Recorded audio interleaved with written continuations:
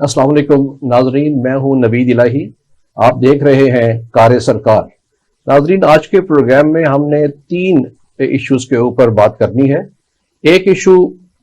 जो पाकिस्तान में दहशतगर्दी की नई लहर है और हालिया एक जो वजीर दिफा का डेलीगेशन अफगानिस्तान गया उस पर बात करेंगे। और दूसरा इशू जो है, अभी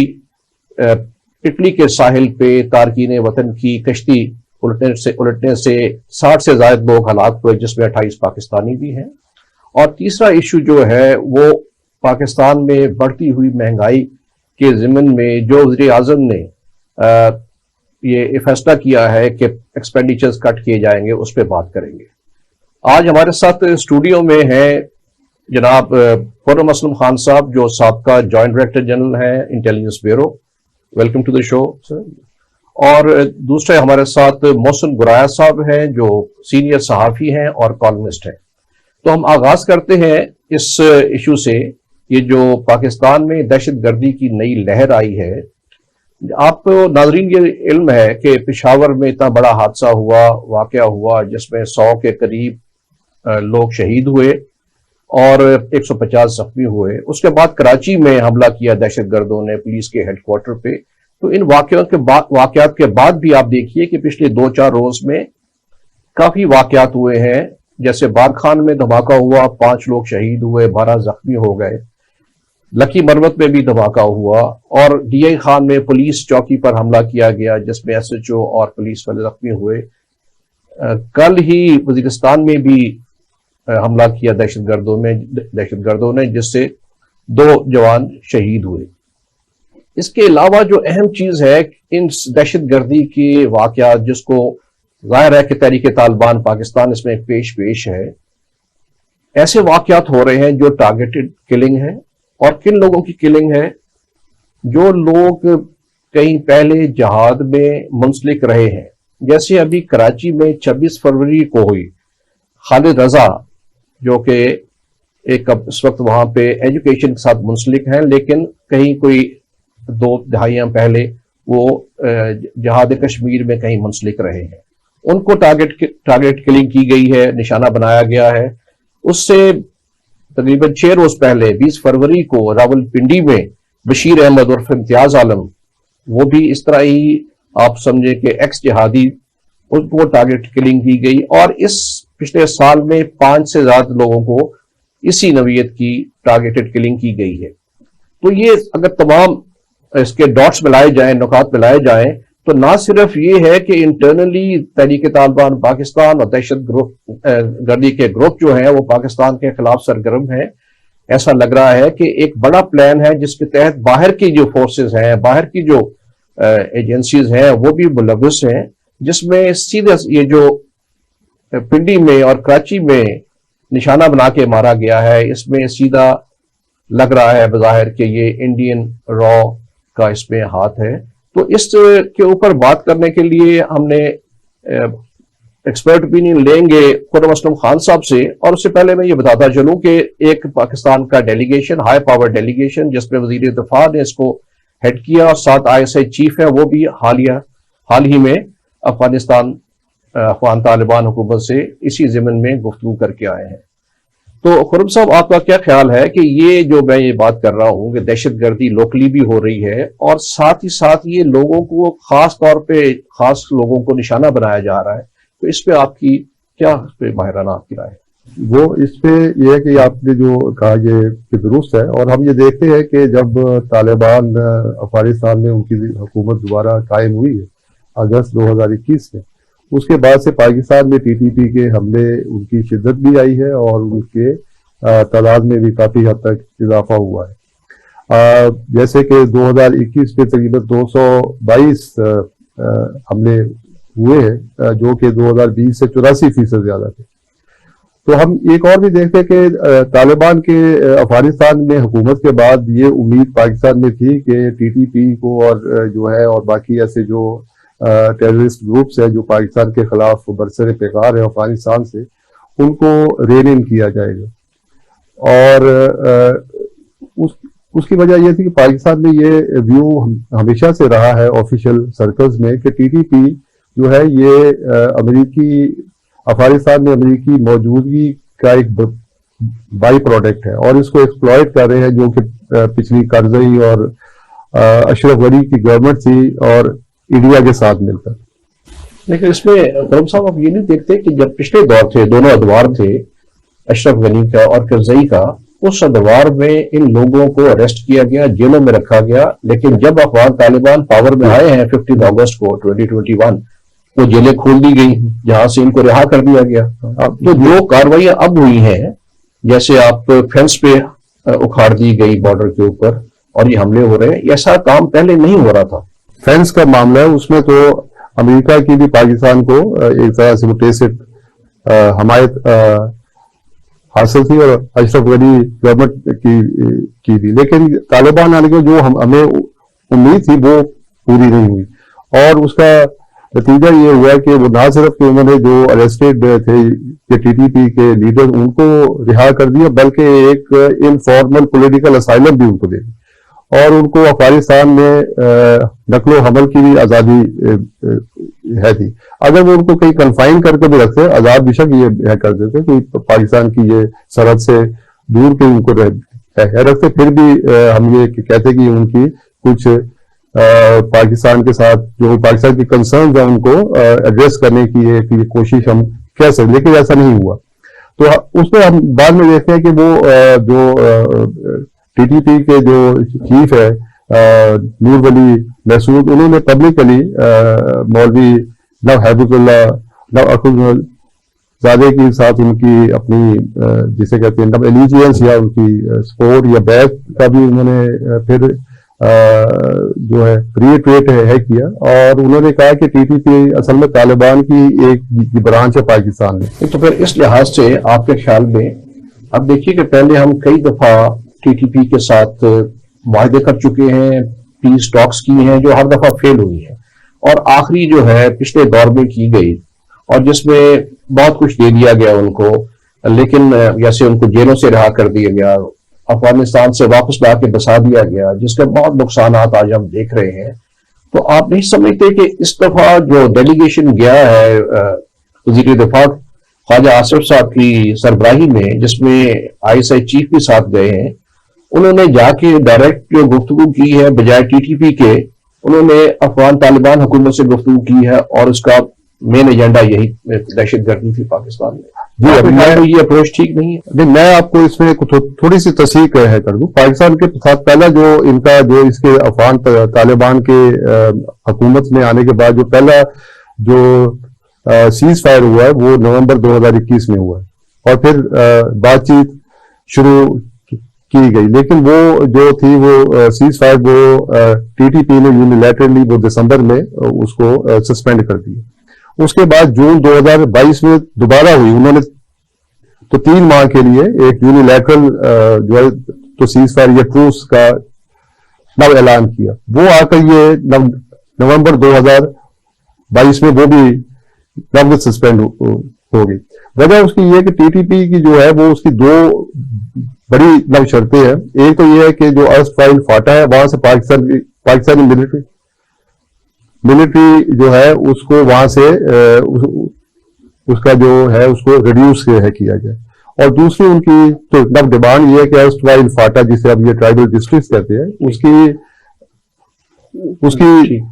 جو مرجر ہے اس کو ختم کیا جائے، ان کو پھر سے وہ سابقہ ان کی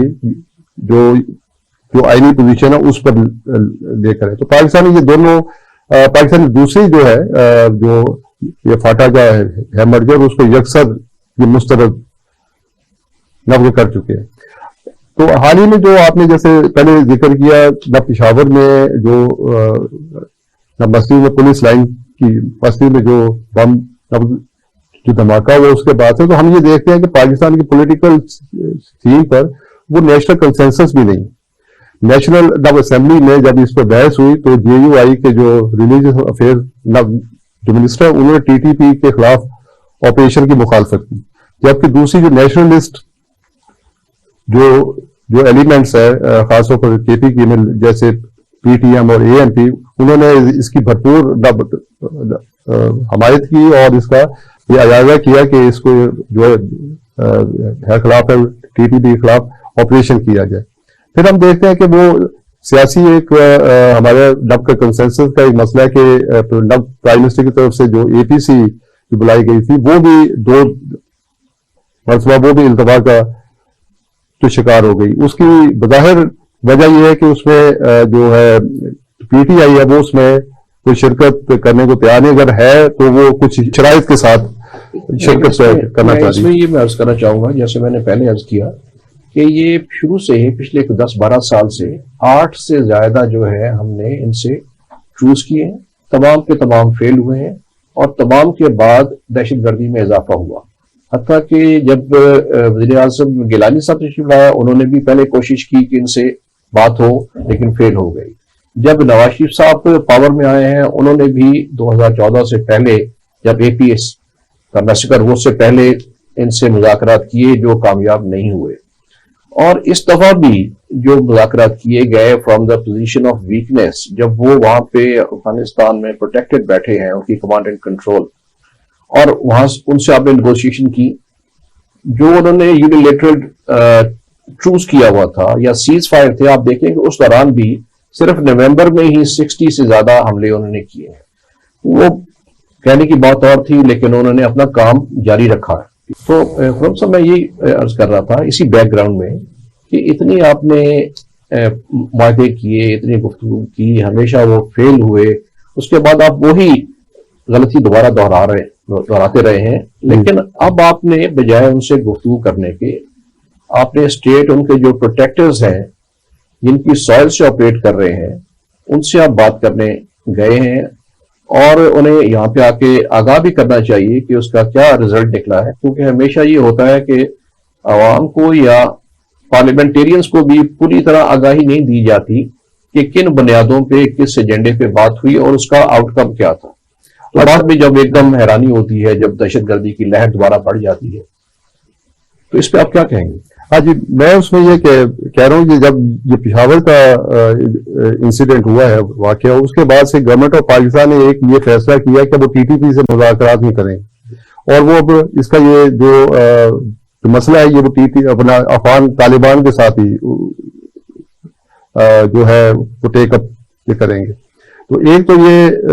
شفٹ ہے کہ اب وہ ٹی ٹی پی کے ساتھ بات چیت نہیں کی جائے گی. لیکن میں اس میں آپ کو یہ بھی بتا دوں کہ افغان جو گورنمنٹ ہے اس کا یہ موقف رہا ہے کہ جی وہ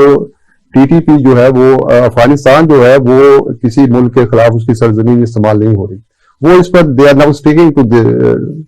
دیئر پوائنٹ آف ویو. وہ ہمیں کہیں بھی جگہ ان میں کوئی نب لچک ایسے نظر نہیں آتی. تو اس میں جب یہ واقعہ ہوا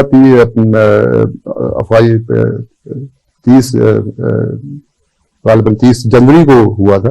یہ پشاور کا, تو اس کے بعد جو افغان جو فورن جو منسٹر ہے تو اس نے کہا کہ افغانستان جو ہے نا وہ ٹیررزم کا سینٹر نہیں ہے, یہ پرابلم جو ہے یہ پاکستان میں, اور پاکستان کو چاہیے وہ نب انویسٹیگیٹ یہ کرے بجائے اس کے کہ دوسروں پر انگلیاں اٹھائے.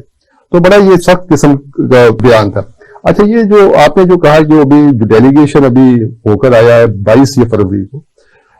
تو اس میں پاکستان کی طرف سے ہائی پاور تھا ڈیفینس جو منسٹروں کو لیڈ یہ کر رہے تھے, ہماری جو انٹیلیجنس نب ایجنسی ہے اس کے چیف بھی اس میں تھے, اور جو افغانستان کے جو پاکستان کی طرف سے پوائنٹ مین ہے وہ بھی تھے, اور پاکستان کے نب سفیر بھی تھے. اب اس میں جو ہے نا کہ دونوں طرف سے جو اعلامیے آئے ہیں وہ بڑے انٹرسٹنگ. پاکستان کی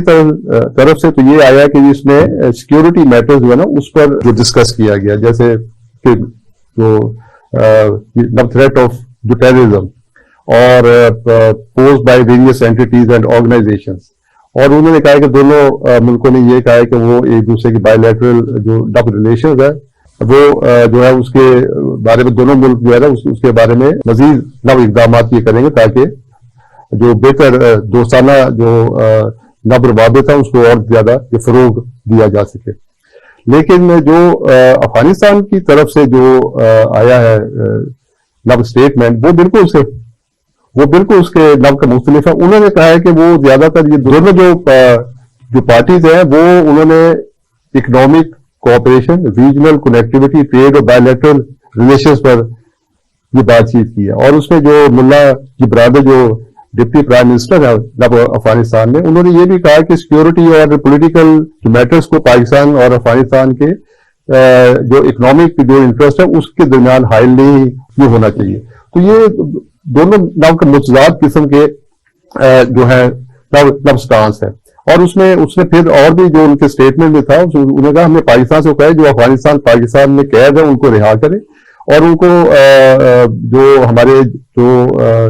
जो मरीज और उनके साथ जो उनके अटेंडेंट्स जो आते हैं पाकिस्तान और या जो पैसेंजर्स है उनको फैसिलिटेट है करें, और उनके लिए कोई ये बात तो ठीक है, हमेशा पाकिस्तान फैसिलिटेट करता है। इस दफा आपने देखा कि ये बॉर्डर जो है तो बॉर्डर वो 6 रोज के लिए बंद रहा,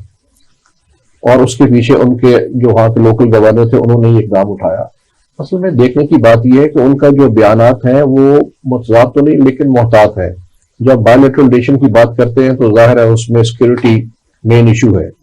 और उसके ऊपर उन्होंने जो बयानात दिए हैं, मेरा ख्याल है कि देखिए पहले इसमें तरीक़ाकार तय करने की जरूरत है कि उनसे आपने जब नेगोशिएट कर रहे हैं अफगान तालिबान के साथ तो वो किन चीजों से वो मोल्ड होते हैं। आप देखें कि चाइना ने उनके साथ गुफ्तगू की थी, ETIM जिसपे ईस्ट टर्कमेनिस्तान इस्लामिक मूवमेंट जो उस पे चाइना को बहुत खदशात होते हैं, उसके लिए उन्होंने बात की। वो अफगानिस्तान में मौजूद थे, पहले पाकिस्तान ने अपने ट्राइबल एरिया से उन्हें रिमूव किया था, अब अफगानिस्तान ने भी उनको कर्टेल कर लिया है, उनको कंट्रोल कर लिया है, और उसके लिए कुछ ना कुछ उनको इंसेंटिव्स देने पड़ते हैं। तो मेरा ख्याल है पाकिस्तान को भी कुछ इंसेंटिव्स देने पड़ेंगे जिसके बाद वो TTP को भी कंट्रोल कर लेंगे। अच्छा, मैं इसमें बस सिर्फ एक ऐड ये कर दूं, आपकी बात ठीक है, जनरली तो ठीक है, लेकिन हम ये देखते हैं कि ये जो तोरखम बॉर्डर है ये 19 फरवरी को हुआ था बंद, और वो बंद क्यों हुआ था? वो इसलिए हुआ था क्योंकि अफगानिस्तान से जो अफगान आते पाकिस्तानी अथॉरिटीज इंसिस्ट किया कि वो ये वीजा लेकर आए, और उस पर बहुत सारे उनके जो लोग यहाँ पर जो ट्रेड या कॉमर्स करने आते हैं वो भी वहां पर स्टक हो गए, और उसके जवाब में फिर उन्होंने बॉर्डर ये जो है बंद कर दिया। और अगले दिन जो था 20 को एक वो फायर भी ट्रेड हुई है, वहां से एक हमारे ये सोल्जर भी जख्मी हुआ। तो कहने का जो मकसद है अफगानिस्तान का जो है इशू वो उनका ये है कि जो अफगानिस्तान से अफगान जो है वो पाकिस्तान आना चाहते हैं इलाज के लिए या दूसरे अपने ट्रेड के लिए, उनकी अनहिंडर्ड मूवमेंट होनी चाहिए। अब ये मसला ये है कि जो पाकिस्तान का वीजा सेक्शन जो अफगानिस्तान में है उसकी एक लिमिटेड कैपेसिटी है, वहां पर 20,000 30,000 हर वक्त जो है इतनी वो बैकलॉग ये रहता है, बहुत ही ज्यादा है। और उसमें जो सिक्योरिटी जो यहाँ से जो क्लियरेंस होती है उसका भी एक हमारे पास वो कैपेसिटी तो अनलिमिटेड नहीं है कि हम इतने जल्दी उनको उसमें ये प्रोसेस ये कर सके। तो पाकिस्तान ने जब इंसिस्ट किया तो वहां से उनकी आमदोरफ्त ये रुक गई, जिसकी ऊपर उन्होंने ये बंद कर दिया। पाकिस्तान की तरफ कुछ 6,000 जो ट्रक्स थे जिसमें पेरिशेबल आइटम भी थी वो ये स्टक अप हो गए। अब ये इसका लब का बैकग्राउंड है, और जो डेलीगेशन वहां गया उसके बाद से उन्होंने फिर वो जाहिर है वो देखा उसका कोई क्योंकि ये कोई ऐसा मसला नहीं है अफगान को वीजा जारी करना या परमिट जारी करना या पाकिस्तान, ये कोई ऐसा ये सारा मसला लॉजिस्टिक्स का है, और इसको ओवरकम तो किया जा सकता है, ये कोई ऐसा नहीं मसला। तो उसके बाद से उन्होंने वो खोल दिया। अगर हम अफगान गवर्नमेंट की स्टेटमेंट देखें तो उसमें भी जोर इसी चीज के ऊपर है। अब इसके साथ साथ क्योंकि अब वो अफगान जो थी साइड थी उसमें उनके डिफेंस मिनिस्टर, इंटीरियर मिनिस्टर वो भी शामिल थे, तो यकीनन उसमें सिक्योरिटी इश्यूज पर भी बात हुई होगी, लेकिन हमें उसकी तरफ से कोई डिटेल्स हमें अभी तक नहीं है। तो आया तो मेरा ख्याल है कि आया तो या तो ये है कि वो अफगान गवर्नमेंट ये कर सकती है कि वो TTP की जो मूवमेंट है विद इन अफगानिस्तान उसको अगर वो रिस्ट्रिक्ट करे तो वो फिर एक काबिल एतबार आप कह रहे कि मीडिएटर या वो ये बन सकता है, या एक दूसरी पार्टी। तो अब ये देखना है कि आने वाले वक्त में कि इस पर कोई पेशरफ्त हुई है या नहीं हुई, तो उससे जो भी सूरत हाल इमर्ज होगी तो उससे ये पता चलेगा कि आया ये पाकिस्तान की जो कोशिश थी ये कामयाब हुई या नहीं। بالکل ٹھیک ہے، لیکن یہ پچھلے جو 1-1.5 سال سے جب سے گورنمنٹ آئی ہے بارہا ہم نے یہ شکایت کی ہے، کیونکہ اس کے بعد دہشت گردی میں اضافہ ہوا ہے، اور اس میں کوئی شک شبے کی بات نہیں ہے کہ وہاں پہ سینکڑوں کی تعداد میں ٹی ٹی پی وہاں افغانستان میں موجود ہے، ننگرہار پروونس پہ خاص طور پہ، اور ان کو جیلوں سے بھی چھوڑا گیا ہے، اور شروع سے ہم کوشش کر رہے ہیں کہ ان سے بات کی جائے، تو انہوں نے یہ افغان طالبان نے کہا جی ہم تو صرف فیسیلیٹیٹ کر دیں گے، آپ تشریف لائیں کابل، ہم آپ سے بات کرا دیں گے۔ تو اس میں تو کوئی شک کی بات نہیں ہے کہ یہ لوگ وہاں موجود ہیں۔ تو اب یہ ایک نیا اسٹیپ اٹھایا گیا ہے، چونکہ اب ایک لمٹ کراس ہوتا نظر آ رہا ہے۔ 100 لوگ شہید ہوئے پشاور میں، کراچی ہمارا اکنامک ہب ہے، وہاں پہ حملہ کیا گیا، تو پاکستان کے پاس اب رائٹ ہے ٹو ریٹیلیٹ، لیکن اس سے پہلے بہتر یہ ہے چونکہ ہمسایہ ملک ہے، برادر ملک ہے، ایک دوسرے کے ساتھ ریلیشن شپ ہے، اکنامک بھی اور باقی بھی، تو اس کو اگر مصالحانہ طریقے سے ہو جائے تو بہت اچھی بات ہے۔ ناظرین یہاں پہ ہم لیں گے ایک چھوٹا سا بریک، ہمارے ساتھ رہیے گا۔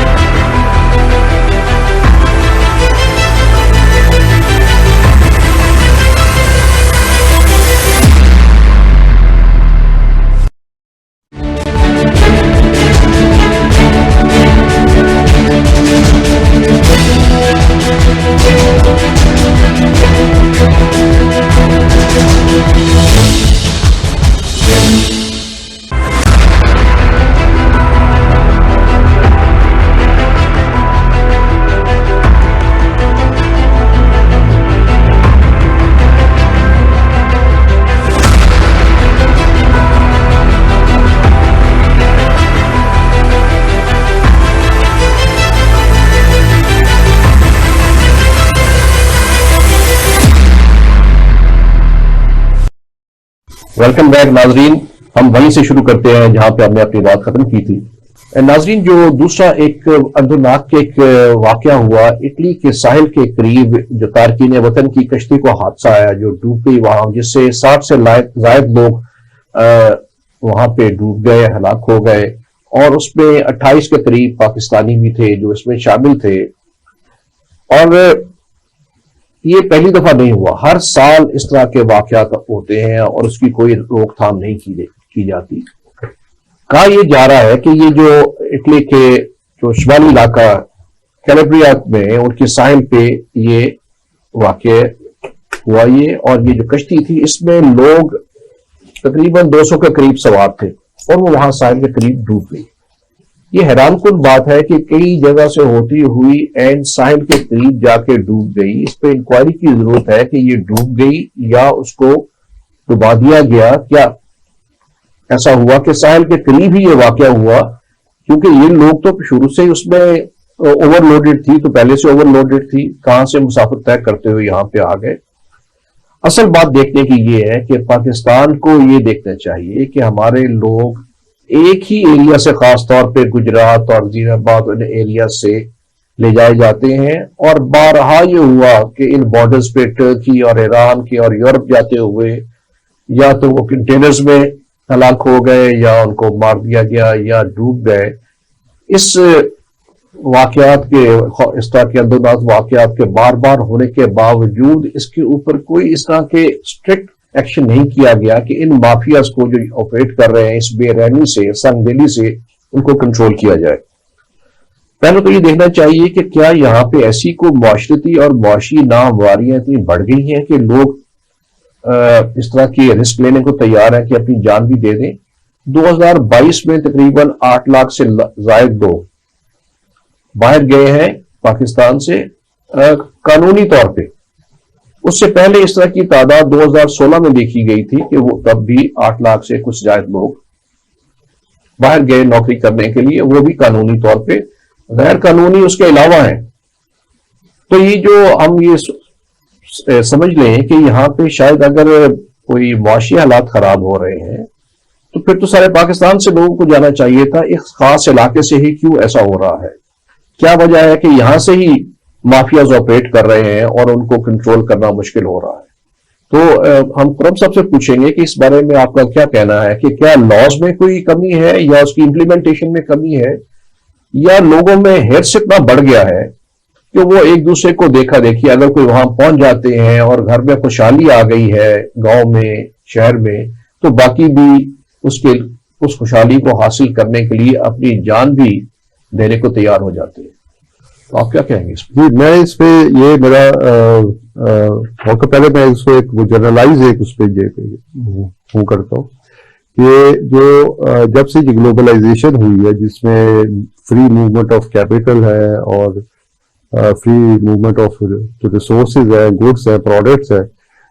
جیسے WTO جو بنا ہوا ہے اور اس پہ جو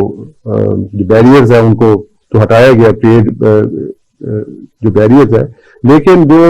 ڈیولپ جو کنٹریز ہے وہ اس پر اتنا بزید ہے کہ انہوں نے فری موومنٹ آف لیبر نہیں کرنی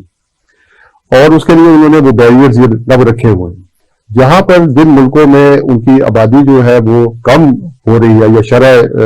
آبادی جو ہے جو اس میں جو اضافہ ہے وہ کم ہو رہا ہے وہ تو دوسرے ممالک سے اور تیسری دنیا سے جو امیگریشن کو انکریج کر رہے ہیں اور وہاں پر ان کا ایک گیون تو سسٹم ہے اور وہ کسی ایک ملک سے نہیں ایسے لے کر آتے وہ پھر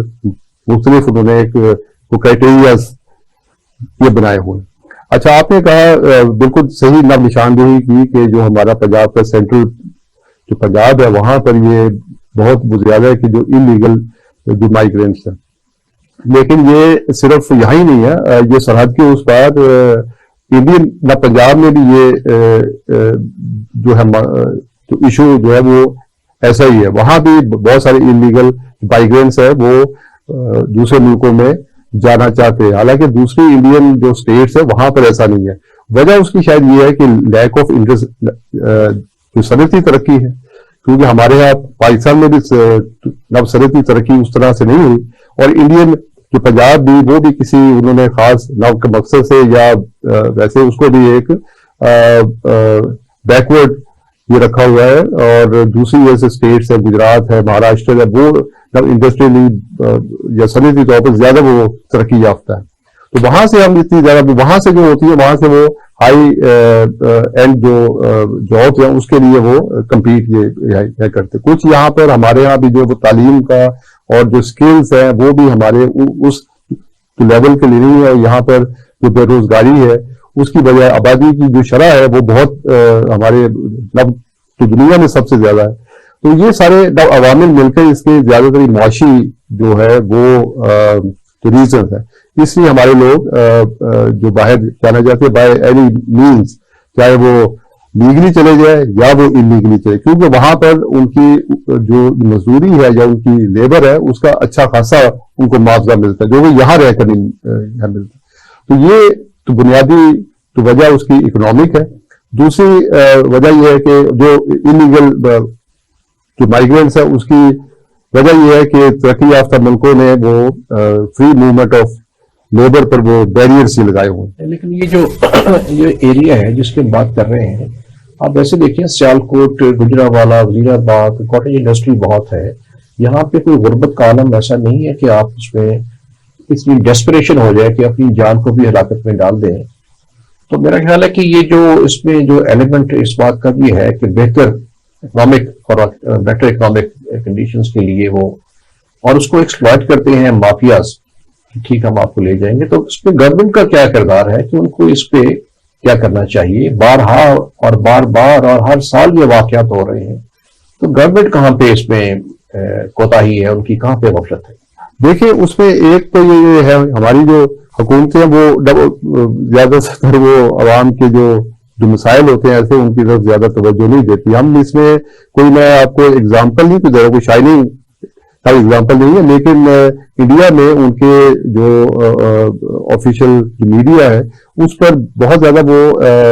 پبلک اویئرنیس یہ پروگرامز یا انہوں نے وہ ایڈس وہ لانچ یہ کرتے ہیں تاکہ لوگوں کو اس سے دور دب کر رکھ سکے اور اس کے نقصانات سے آگاہ کر سکے. تو پاکستان میں ایسا کوئی ابھی تک ویسے پبلک اویئرنیس کیمپین میں نے نہیں کی دیکھی کہ اس کے نقصانات سے وہ لوگوں کو آگاہ کرے. اور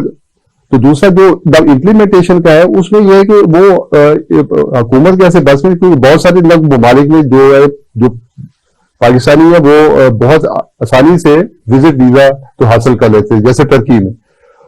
تو یہ جو مافیا ہے یہ پھر آگے ٹرکی میں پھر جو یہ کام ہی کرتے ہیں وہاں سے پھر لے کر لوگوں کو جاتے ہیں. ایک آپ کو یاد ہوگا ایک وہ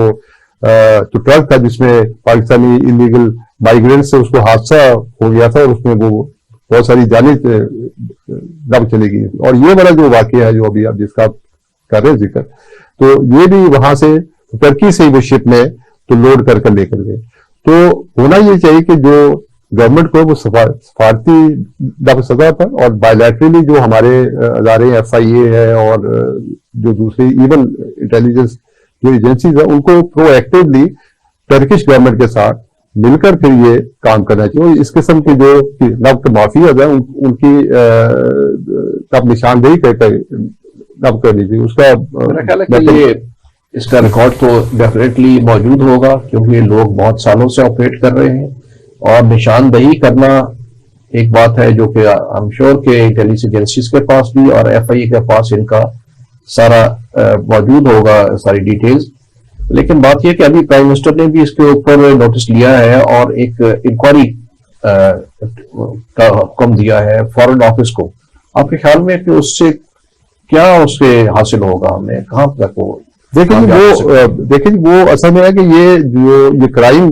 جو کمٹ ہوا ہے تو وہاں پر اس کی پروسیکیوشن ہے نا ہوگی. مطلب وہ پاکستان میں تو نہیں، پروسیکیوشن تو پہلے کریں نا، پروسیکیوشن تو بعد میں نہیں. مطلب ہے کہ ان کی روک تھا وہ ہوسٹ گورنمنٹ سے کرنی. ظاہر ہے یہ جو مافیاز ہے اس میں پاکستان کے ساتھ ان کے لنکس ہیں اور وہ پاکستانی بھی اس کے اندر یہ شامل ہے. یہ نہیں ہے کہ وہ نہیں ہے اور ہم ان کی نشاندہی کر کر وہ ہوسٹ گورنمنٹس کو یہ بتا سکتے ہیں تاکہ وہ اس کے اوپر ایکشن لے. ان کے بھی یہ قوانین ہیں کہ لوگوں کو انلیگلی ایسے وہاں سے اگر ان کی سرزمین سے لے کر جائیں تو اس کے اوپر وہ ایکشن لے. لیکن ہے کہ وہ ہماری اس کے ساتھ ایک جیسے کہ کہنا چاہیے کہ ایک بائیلیٹرل کوئی ایسا میکینزم بننا چاہیے تاکہ وہ فوراً جو انفارمیشن ہے وہ وہاں پر دی جا سکے. اور جو پاکستانی ٹرکی یہاں سے جا رہے ہیں اور ان کا بھی ہمارے پاس یہ بایو ڈیٹا ہر چیز ہے اور اس کو بھی دیکھا جا سکے کس پرپز کے لیے جا رہے ہیں، کیوں جا رہے ہیں. اب سب کی ضرورت یہ نہیں ہے، صرف چند ایک جو ہے ان کو آپ یہ اس کا گراؤنڈ چیک یہ کر سکتے ہیں اور وہ وہاں پہ کس سے ملتے ہیں کیا کرتے ہیں. تو یہ چیزیں ہے. اب ٹرکی میں یا گریس میں جو ہے وہاں کی وہ گورنمنٹ سے ایکشن یہ ہے لینا، وہاں پہ زیادہ پاکستان نہیں کر سکتا. تو ہمیں ان کے ساتھ اپنے سفارتی سطح پر یہ معاملات جو اٹھانے چاہیے اور ان کو یہ باور کرنا چاہیے کہ ان مافیاز کے خلاف سخت اقدامات کرے. اور یورپین جو ملک ہیں وہ تو پہلے ہی چاہتے ہیں کہ وہ اس کے اوپر سخت اقدامات کریں. اس کے لیے جو انہوں نے پرائم منسٹر نے جو حکم دیا ہے اس کے اوپر میرا خیال ہے جو انکوائری ٹیم ہے اس میں انٹیلیجنس ایجنسی کے ممبر ہونے چاہیے، FIA کے اور فارن آفس کے، تاکہ پاکستان کے اندر جو کاروائی ہوئی ہے اس کا پتہ لگائے اور جو آن سپاٹ جو واقعہ ہوا ہے اس کی تحقیق کی جائے کہ یہ کیسے یہ واقعہ ہوا. تو ناظرین یہ بہت ہی افسوسناک واقعہ ہے اور اس کو بڑے شد و بد سے اور جو قوانین ہیں ان کی امپلیمنٹیشن بڑی سختی سے کرنی چاہیے تاکہ اس طرح کی پاکستان کے جو نوجوان ہیں جو معاش کی تلاش میں باہر جانے کی کوشش کرتے ہیں وہ اس طرح اپنی جانیں نہ گنوائیں. اور اس کے لیے ضروری ہے کہ جو محکمے اس کے لیے رسپانسیبل ہیں وہ اس کے اوپر ایکٹیویٹی اپنا کریں اور جو قوانین بنے ہوئے ہیں اگر اس پہ ضرورت ہے تبدیلی لانے کی تو قوانین میں تبدیلی لائیں. اگر ریسورسز میں کمی ہے تو ریسورسز گورنمنٹ ان کو دے، لیکن ان واقعات کا یادہ نہیں ہونا چاہیے. ناظرین پاکستان میں کمر توڑ مہنگائی نے لوگوں کا برا حال کر دیا ہے اور اس پہ سب سے زیادہ لوگوں کو اور جو ماہر معیشت ہے ان کو اعتراض یہ تھا کہ ٹھیک ہے جو سٹیپس لینے ہیں یا IMF کے ساتھ ڈیل کرنی ہے وہ اپنی جگہ، لیکن اپنے جو خرچے ہیں ان کو تو کم کیا جائے. جیسے یہاں پہ 80 سے زائد وزراء اور معاونین کا ایک لاء لشکر بنا دیا تھا تو اس سے ایک بڑا غلط تاثر جا رہا تھا کہ شاید سب جو وزن ہے وہ عوام پہ ڈالا جا رہا ہے اور حکومت اپنے ایکسپینڈیچرز کم کرنے کو تیار نہیں ہے. لیکن اس کے اوپر وزیر اعظم نے نوٹس لیا اور ایک آسٹیریٹی موو کا فیصلہ کیا، کفایت شاری کا، اور انہوں نے کہا کہ ایک پلان پیش کیا جس کے تحت کہا گیا کہ یہ اس سے جو پلان ہے صرف 15% کمی ہوگی اخراجات میں، اور اس سے تقریباً سالانہ 200 ارب روپے کی بچت ہوگی۔ اور اس سلسلے میں ایک کمیٹی بھی بنا دی گئی ہے جس کا کل نوٹیفیکیشن ہو گیا، جو اس کو مانیٹر کرے گی۔ اور بظاہر یہ ایک مثبت اقدام ہے، کم از کم اس سے لوگوں کو یہ لگے گا کہ حکومت بھی اس بارے میں سنجیدہ ہے اور صرف تمام ٹیکسز کا بوجھ عوام پہ نہیں ڈالا جا رہا، عوام جو سیاستدان ہیں، وزراء ہیں اور سینئر بیوروکریٹس ہیں، ان کے اوپر بھی یہ لگایا جائے گا کہ وہ آسٹیریٹی کریں، اور لگژری کار اور اس طرح کے باہر کے سفر بزنس کلاس میں وہ تمام بند کر دیے گئے ہیں۔ اب دیکھنا یہ ہے کہ اس پہ کتنا عمل ہوتا ہے۔ تو آپ کے خیال میں حکومت صاحب کہ اس پہ یہ جو آسٹیریٹی پلان دیا ہے پرائم منسٹر پہ، اس کے اوپر کتنا عمل ہونے کے چانسز ہیں، اور ہمیں آپ سمجھتے ہیں کہ جو 200 ارب کی ہم توقع لگا کے بیٹھے ہیں بچت ہوگی وہ ہو جائے گی؟ دیکھیے بات یہ ہے کہ جو جسے کہتے ہیں نا کہ ڈیول از ان ڈیٹیل، اور الیبوریٹ یہ پلان تو ہے، اصل میں امپلیمنٹیشن ہی جو ہے سب سے بڑا ہمارے ہاں جو ہے، کوئی اچھی نہ پالیسیز بھی ہوتی ہے تو اس کی رکاوٹ وہ امپلیمنٹیشن میں آتی ہے، وہ ٹیکنیکل لیول پر۔ آپ کو یاد ہوگا 2011 میں یہ پاکستان حکومت نے مانیٹائزیشن پالیسی شروع کی، ٹرانسپورٹ مانیٹائزیشن پالیسی، اور اس کا یہ مقصد تھا کہ لم سم ایک اماؤنٹ جو گریڈ 20 اور اس سے اوپر کے جو افسران ہیں ان کو دے دیا جائے، اور وہ گاڑیاں اور ان کو ڈرائیور نہ، اگر وہ ڈرائیور نے سرکاری تو وہ اس میں سے اس کے لیے کوئی ماہانہ اس میں کٹوتی بھی ہوگی ان کی دفتر خان۔ اب ہوا یہ کہ وہ مانیٹائزیشن پالیسی کے تحت جو رقم ملتی تھی وہ بھی لی جاتی رہی، اور ساتھ ساتھ گاڑیوں کا بھی بے دریغ نو استعمال کیا نو جاتا ہے۔ تو ہم یہ پہلے بھی تو دیکھ چکے ہیں، اور یہ بیوروکریسی ایک نہیں، وہ اس کے پاس کئی اور نو طریقے ہوتے ہیں۔ وہ میں اس پہ کہنا چاہوں گا، یہ جو مہنگائی ہوتی ہے ہر 15 روز کے بعد جب پیٹرول کی پرائسز بڑھتے ہیں تو ریڈی والے سے لے کے فیکٹری والے تک تمام امیڈیٹلی اپنے فوری طور پہ اپنے قیمتیں بڑھا دیتے ہیں، اور کافی حد تک اپنا جو ہے وہ ہدف پورا کر لیتے ہیں، لیکن سب سے زیادہ بے بسی سیلریڈ کلاس کی ہوتی ہے۔ چند بہت بیوروکریٹس کو چھوڑتے ہیں، سیلریڈ کلاس تو سال کے بعد پیسے بڑھنے ہیں اگر بڑھے تو ہر 15 دن کے بعد مہنگائی سے ان کا جو حال ہے اس کا کیا کیا جائے گا؟ جی وہ آپ کی بات ٹھیک ہے، اس میں جو سیلریڈ کلاس ہے چاہے وہ سرکاری ہو یا وہ نجی شعبے میں، ان پر نہ اثر پڑتا ہے، اور جو ہمارے وہ طبقہ جو کہ غربت کی لکیر سے نیچے ہے، کیونکہ اس کی آمدن بھی جو ہے وہ بھی اس حساب سے نہیں بڑھتی جس حساب سے انفلیشن۔ بہت بہت شکریہ صاحب۔ ناظرین، آپ دیکھیے کہ ملک کو بہت سنگین مسائل درپیش ہے اور ایک فائر فائٹنگ جاری ہے، لیکن اس کے لیے ضروری یہ ہے کہ حکومت اور اپوزیشن مل بیٹھ کر اپنی مخاصمت اور مخالفت چھوڑ کے ملک کے لیے کام کریں، اور اپنے ایک خلوص کے ساتھ اور حوصلے کے ساتھ ان چیزوں کے اوپر اوورکم کرنے کی کوشش کریں۔ اور اس دوران یہ بھی ضروری ہے کہ جو عوام ہے ان میں مایوسی نہ پھیلائی جائے، ان کو امید دلائی جائے، جیسے یہ آپ نے آسٹیریٹی موو ہوئی ہے، شاید ان کو تھوڑی سی امید ہو کہ حتیٰ کہ فوج پاکستان نے بھی اپنے نان کمبیکٹ ایکسپینڈیچر کم کرنے کی کوشش کا عندیہ دیا ہے۔ اور ساتھ میں یہ بھی کہوں گا کہ یہ ذمہ داری عوام کی بھی ہے، تعلیم یافتہ لوگ، جو بااثر لوگ، تھنک ٹینکس اور میڈیا پہ بھی یہ ذمہ داری عائد ہوتی ہے کہ وہ حکومت کی پالیسیز اور فیصلوں پہ نظر رکھیں اور لوگوں کو اس کے آگاہ کرتے رہیں اور حکومت کو اس کی نشاندہی کرتے رہیں۔ بہت شکریہ، خدا حافظ۔